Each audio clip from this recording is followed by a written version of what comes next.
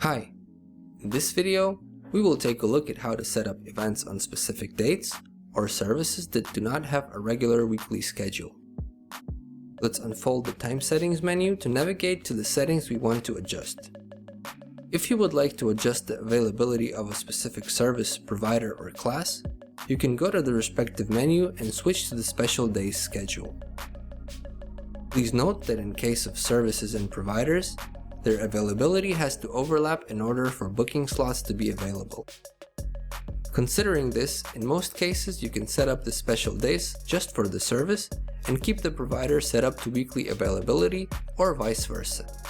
If you're only offering one service, or if the special days should be the same for all services, you can simply set up the dates in company special days. Kindly note that the special days will be applied as exception rules to your weekly availability, unless it is disabled. For example, if you only want to offer bookings on some specific date, you would first make sure that the schedule for the week is disabled, click on the date you want to configure, toggle the switch to make it a working day, and set the hours. You will be able to see the day marked off on the calendar and click Clear Special Day to remove it. You can also use the group date selection to set up the same schedule for multiple days or remove multiple special days if necessary.